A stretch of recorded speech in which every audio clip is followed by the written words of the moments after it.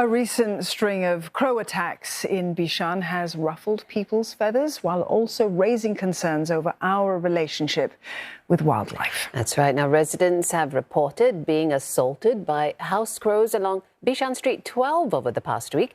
CNA visited the area and saw a pair of crows charging at 4 people within about 90 minutes. Now, house crows are not native to Singapore. They are particularly protective of their offspring and tend to attack when they sense that their young are threatened.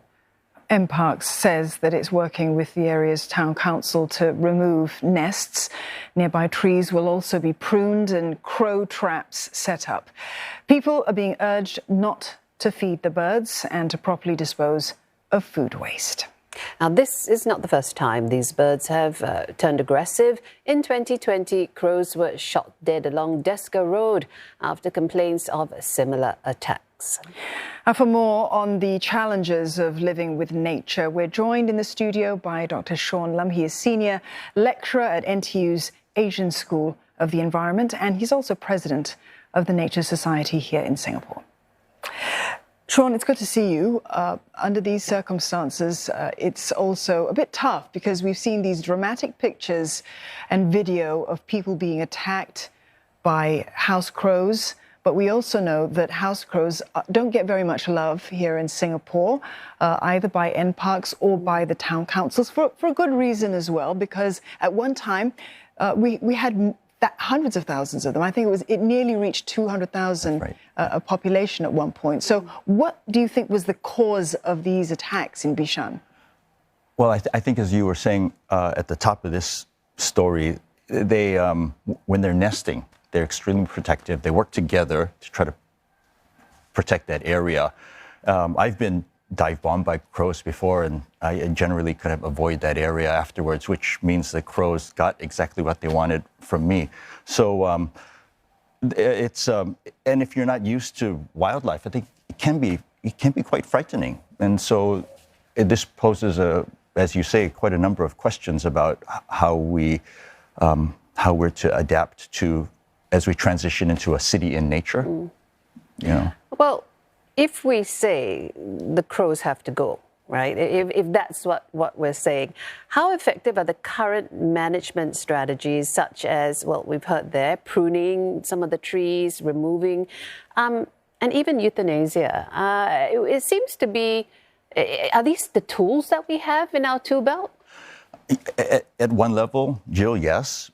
But on the other hand, I guess the question becomes, what is the actual problem? I mean, if you think about, everyday life in the city, we're surrounded by dangerous things all over the place. I mean, if you really think about the risk we're exposed to every day, crows, although they might frighten, they're not really probably the most dangerous thing. Although I have full sympathy, for those who have been strafed by these crows. So yes, we can take these measures, such as culling them, but they're here to stay. There's lots of them. They thrive in a human environment. So yeah. I guess it's the combination of controlling them, managing the nesting areas, and at a certain point, somehow learning to live with wild animals. Yeah, that's why I was wondering, do we really have to go from 0 to 10 kill? Because is there anything, in between? And just very scientific National Geographic article I pulled up, has a few ideas of some things that we could do in terms of, what do you think of them? Decoys. Or even these scarecrows, we've right. all seen them in movies.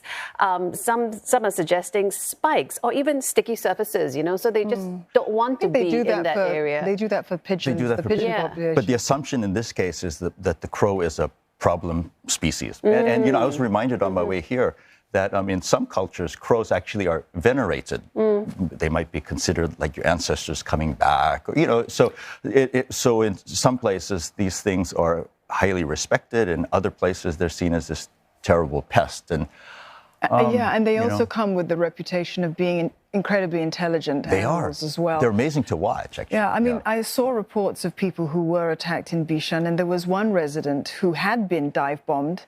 And he said in his interview, he was cautious about calling the authorities to complain because he feared that they'd come and cull the birds. And in fact, that's exactly what is going to happen or has happened. Right. So it's kind of like, as you and Jill earlier said, you know, how do you manage this? Is it either you do nothing or you go in there with the nuclear approach and just kind of get rid of them? And maybe there's an in-between. Yeah. So NParks has come in. They've said they're going to euthanize these birds, all right?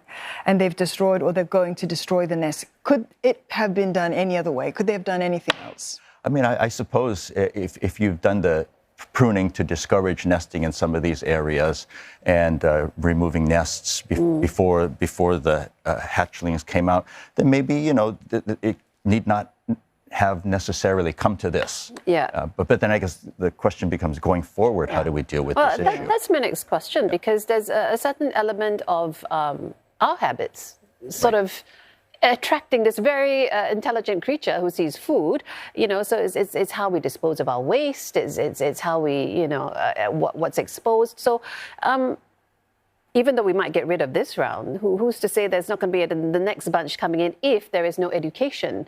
That's exactly it, Jill. I mean, it's a whole basket of things, isn't it? Managing the physical environment, and also at the same time, you know, if we in Singapore are so successful at promoting harmony between people, if we're going to have a city in nature, I think living in harmony with nature also would not only be something to be very proud of, but it would make life really wonderful, because you observe these things and they're fascinating. They're really amazing.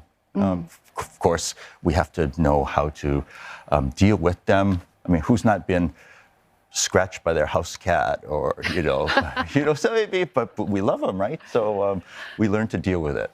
Yeah, you empathize with the huge job that NParks really has, though. I mean, if you think about the crow problem back in the early 2000s, as we were saying earlier, it numbered into the hundreds of thousands, and there's been this systematic sort of effort to cull. Should we not be thinking of animals as pests, though? Because, you know, when you begin to cross the line, nature becoming a pest, I mean, it's tough. I mean, think about it. In some traditions, killing any sentient being is considered a no-go, right? Whether it's even a fly or an ant. And I'm not saying that we cannot cull as a management measure, but again, how do we put things into perspective and then become a culture, a society that tolerates diversity in all forms, including biological diversity? Well, Shawn, thank you very much for coming in and talking to us today, coming to the studios again. Good to see you. Dr. Shawn Lum there, Senior Lecturer at NTU's Asian School of the Environment and President of the Nature Society Singapore. Thank you.